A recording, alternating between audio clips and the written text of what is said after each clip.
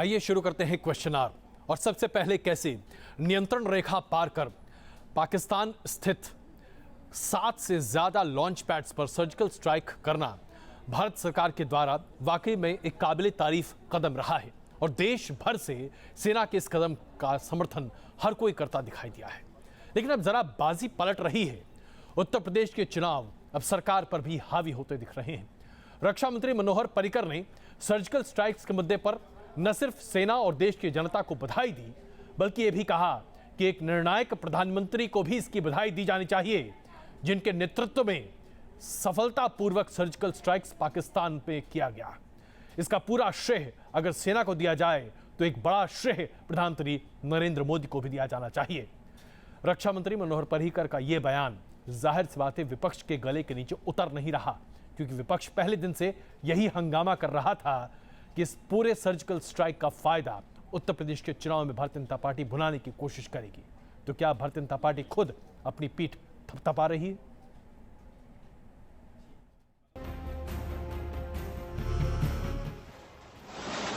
जब एलओसी पार कर पाकिस्तान के कब्जे वाले कश्मीर में घुसे थे हिंदुस्तान के फौजी, 50 से ज्यादा आतंकियों पर काल बनकर बरसी थी हिंदुस्तानी फौज। आतंक की फैक्ट्री में घुसकर किया गया था सबसे जांबाज ऑपरेशन।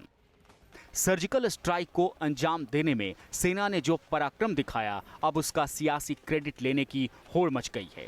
रक्षा मंत्री मनोहर पर्रिकर ने सर्जिकल स्ट्राइक को मजबूत राजनीतिक इच्छा शक्ति की जीत बताया है। प्रधानमंत्री नरेंद्र मोदी के शान में कसीदे पढ़े।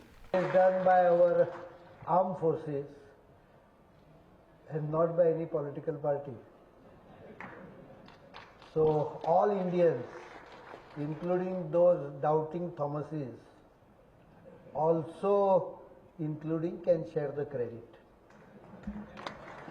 One for myself, I will only share the credit. At the most, the major share goes to Prime Minister. इतना ही नहीं, पर्रिकर ने यह भी दावा किया कि एलओसी पार कर सर्जिकल स्ट्राइक पहले कभी नहीं की गई। पहले सेना ने कई कोवर्ट ऑपरेशन को अंजाम दिया था, यानी ऐसा ऑपरेशन जिसमें सेना पहले कार्रवाई करती है और फिर सरकार को जानकारी देती है, जबकि सर्जिकल स्ट्राइक का फैसला सरकार करती है और सेना उसे अंजाम देती है। First of all, I am defense minister for 2 years, and from whatever I have learned, there is no surgical strike any time earlier. Okay. What probably they are quoting are what is called as action taken by border action teams. Correct. These are common practices across globe and also in Indian Army, that the local commanders sometimes takes action against a punitive action against the opponent who has been troubling him. That's right. To settle the score. It's not an official action of the approved by the government, and therefore it is called as covert operation. There is deniability. Without knowledge of anyone. That's surgical strike को सरकार भुनाने में भले ही लगी हो, लेकिन team Modi का ये स्टाइल विपक्षी दलों को जरा भी रास नहीं आ रहा। रक्षा मंत्री श्री मनोहर पर्रिकर को फौरी तौर से हमारे सैनिकों पर भी, उनकी कुर्बानी पर भी ऐसी तुच्छ राजनीति करने के लिए और सैनिकों के बलिदान को राजनीतिक आधार पर बांटने के लिए पूरे देश से माफी मांगनी चाहिए। समय आ गया है कि भारतीय जनता पार्टी की सरकार भी थोड़ी सी परिपक्वता तो दिखाए। मैं पर्रिकर साहब से पूछना चाहूंगा कि एक पोस्टर जिसमें उनकी फोटो लगी हुई है, बड़ा प्रचलित और बहुत मशहूर पोस्टर है, इसमें कहीं भी यदि आप लिखा हुआ दिखा दे भारतीय सेना या इंडियन आर्मी, तो मैं आपके अकाउंट में काले धन वाला 15 लाख रुपए डिपॉजिट करवा दूंगा। कहीं नहीं लिखा हुआ। 29 सितंबर को भारतीय सेना ने एलओसी पार कर सर्जिकल स्ट्राइक को अंजाम दिया। ये एक अजीब रवायत दिखाई दे रही है कि जिन जांबाजों ने इस पूरे ऑपरेशन को अंजाम दिया, उनकी तरफ से तो एक प्रेस कॉन्फ्रेंस के बाद चुप्पी है, लेकिन सियासी गलियारों का शोर है कि थमने का नाम नहीं ले रहा। Team news nation. हिंदुस्तान की सेना तो तैयार है, लेकिन पाकिस्तान अपनी तरफ से मुस्तैदी बढ़ा रहा है। वो भी इसलिए क्योंकि अभी तक पाकिस्तान की सेना का बड़ा ध्यान उसके पश्चिमी सीमा यानी कि अफगानिस्तान बॉर्डर पर था। लेकिन अब जब से हिंदुस्तान और पाकिस्तान के बीच तनाव बढ़ा है, तब से पाकिस्तान की सीमा अब अपने पूर्वी सीमा यानी कि हिंदुस्तान और पाकिस्तान की सीमा पर ज्यादा ध्यान देने लगी है।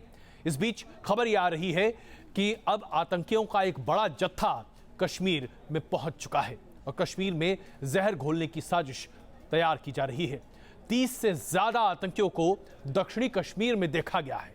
माना जा रहा है कि ये आतंकी बर्फ पड़ने से पहले कश्मीर में बड़े आतंकी वारदात को अंजाम देना चाहते हैं और कश्मीर की फिजा में और जहर घोलना चाहते हैं।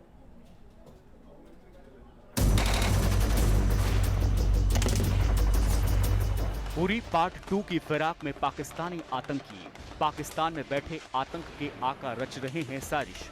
आतंक का कोड खुफिया एजेंसियों ने किया डिकोड। तारीख 18 सितंबर, जगह जम्मू कश्मीर का उरी सेक्टर। यही वो तारीख है जब पाकिस्तान के आतंकियों ने उरी सेक्टर में सेना के अहम ठिकाने 12 ब्रिगेड हेडक्वार्टर पर फिदाइन हमले को अंजाम दिया था। 4 आतंकियों को मौके पर ढेर कर दिया गया, जबकि देश के 19 जवान शहीद हो गए। पठानकोट के बाद सेना के ठिकाने पर यह सबसे बड़ा हमला था। उरी हमले का बदला भारतीय जांबाजों ने भी लिया, लेकिन नापाक नजर अब भी मिशन कश्मीर में लगी है। सरहद पार बैठे आतंक के आकाओं के मंसूबे खतरनाक हैं। खबर है कि आतंकी मोहरे कश्मीर में घुसपैठ की फिराक में हैं। खुफिया एजेंसियों को जो इनपुट मिले हैं उसमें खबर है साउथ कश्मीर में 30 आतंकियों के दिखने की खबर। आर्मी कैंप और बीएसएफ को बना सकते हैं निशाना। खुफिया सूत्रों के हवाले से खबर। खुफिया इनपुट के बाद कश्मीर में सेना और पुलिस को हाई अलर्ट कर दिया गया है। साथ ही फोन को लगातार सर्विलांस पर रखा गया है। सर्जिकल स्ट्राइक के बाद से आशंका जताई गई कि पाक सरजमी पर बैठे कायर आतंक के आका किसी नापाक हरकत को अंजाम दे सकते हैं। इसी सिलसिले में ये इनपुट अहम कामयाबी है, क्योंकि जहां तक जैश ए मोहम्मद और लश्कर तैयबा का सवाल है, ये लोग इसीलिए वहां पर हैं कि इंडिया में कैसे घुसपैठ करें, अपने स्लीपर सेल को कैसे और मजबूत करें और कैसे इंडिया में दहशतगर्दी करें। तो ये बिल्कुल सही बात है और इसमें आर्मी भी यही इंफॉर्मेशन दे रही है कि उनके लॉन्च पैड हैं, लॉन्च पैड्स पर इनके इन्फिल्ट्रेटर्स बैठे हुए हैं। जमीन से आसमान तक सुरक्षा एजेंसियों की कोशिश ये है कि पाकिस्तानी आतंकी अपने नापाक मंसूबों में कामयाब न हो पाए। आतंकियों को मुंहतोड़ जवाब देने के लिए जवान चप्पे चप्पे पर पैनी नजर बनाए हुए हैं। आतंकियों के लिए जमीनी रास्ते से घुसपैठ करना अब आसान नहीं, लिहाजा वो नदी के सहारे घुसपैठ की फिराक में हैं। दरअसल बारामूला, उरी और पंपोर में जिन जिन जगहों पर आतंकियों ने हमला किया वो सभी नदियों के आसपास ही हैं। ये भी पता चला कि सर्जिकल स्ट्राइक के बाद पाकिस्तान ने सीमा के पास चल रहे अपने आतंकी कैंपों को शिफ्ट तो किया ही, साथ ही कश्मीर घाटी में हमले के लिए अपनी रणनीति में बदलाव भी किया। पहले फिदाइन हमलावर घुसपैठ के फौरन बाद हमले को अंजाम देते थे, लेकिन अब घुसपैठ के बाद स्लीपर सेल की मदद से पहले वो पनाह लेते हैं।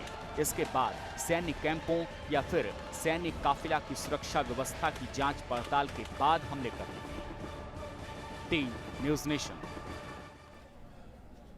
जम्मू कश्मीर के पंपोर में पिछले 3 दिनों से चल रहे एनकाउंटर को खत्म किया गया है। JKEDI की बिल्डिंग में छिपे 2 आतंकियों को आखिरकार ढेर कर दिया गया और उनकी शिनाख्त का काम चल रहा है।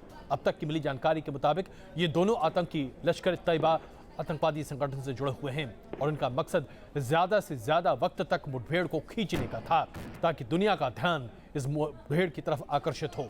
हालांकि सेना की तलाशी अभियान अभी भी जारी है। बताया जा रहा है कि सेना ने बिल्डिंग को विस्फोट से उड़ाने की भी तैयारी कर ली थी, लेकिन इसे सेना ने आखिरी विकल्प के तौर पर रखा था। इमारत काफी बड़ी थी और अहम थी, लिहाजा बिना बिल्डिंग को नुकसान पहुंचाए आतंकियों के खात्मे का चक्रव्यूह रचना कोई आसान बात नहीं थी। इस हमले को निपटाने के लिए और आतंकियों को खत्म करने के लिए ड्रोन का इस्तेमाल भी किया गया। और आइए अब आपको दिखाते हैं कैसे चीन हमारा पड़ोसी होते हुए भी लगातार पाकिस्तान के समर्थन में अपने बोल बोल रहा है। चीन की ये चाल वाकई में बड़ी टेढ़ी है।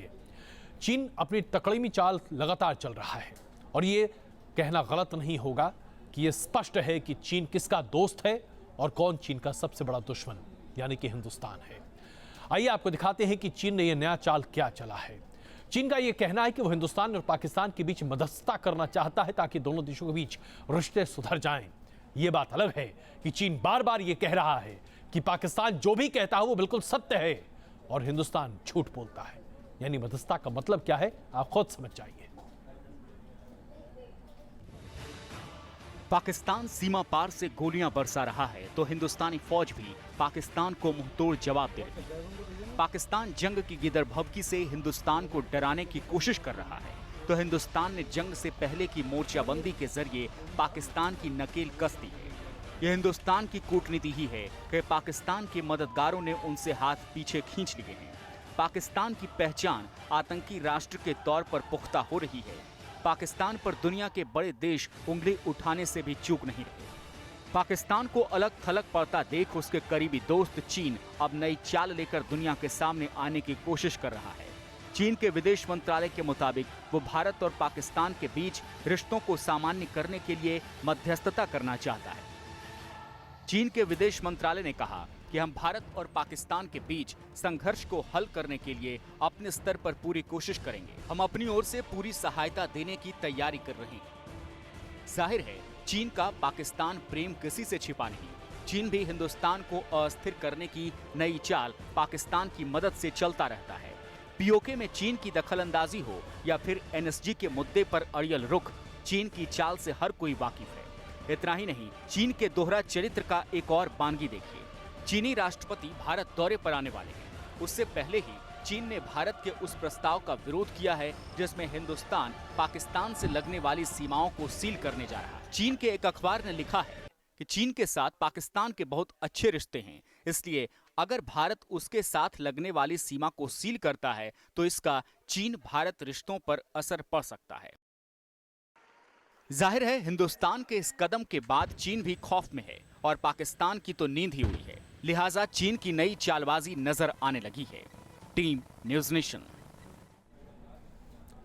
और उस पर तो चीन का तुर्रा और भी। जरा सोचिए कि चीन के राष्ट्रपति बांग्लादेश की यात्रा पर जा रहे हैं और उससे पहले ये प्रेस विज्ञप्ति जारी करके कहा गया है कि अब हिंदुस्तान को जरा अपनी दक्षिण एशिया नीति पर विचार करना पड़ेगा और चीन से बेहतर संबंध करने पड़ेंगे, क्योंकि चीन और बांग्लादेश में अब दोस्ताना संबंध बनेंगे। जरा सोचिए चीन क्या क्या नहीं करता है। आइए आपको एक ऐसी तस्वीर दिखाते हैं जिसे देखकर यह सवाल उठता है कि मुहर्रम के मौके पर जहां मातम बनाया जाता है, वहां दिल्ली में ऐसे नौजवान ये करतब क्यों दिखाते हैं अपने मोटरसाइकिल पर, और क्या साबित करना चाहते हैं इस तरह के स्टंट के द्वारा। इंडिया गेट पर और दिल्ली के अलग अलग कोने में नौजवानों ने अपने मोटरसाइकिल पर ऐसे स्टंट किए जिसे देखकर रूह कांप जाए।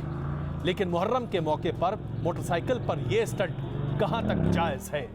आखिरकार ऐसा कौन सा धर्म है, कौन सी धार्मिक परंपरा है, ऐसी कौन सी रीति है जिसका पालन मोटरसाइकिल पर स्टंट करते ये नौजवान पालन कर रहे हैं? जाहिर सी बात है ये प्रदर्शित करता है एक ऐसी मानसिकता जिसकी निंदा हर स्तर पर की जानी चाहिए।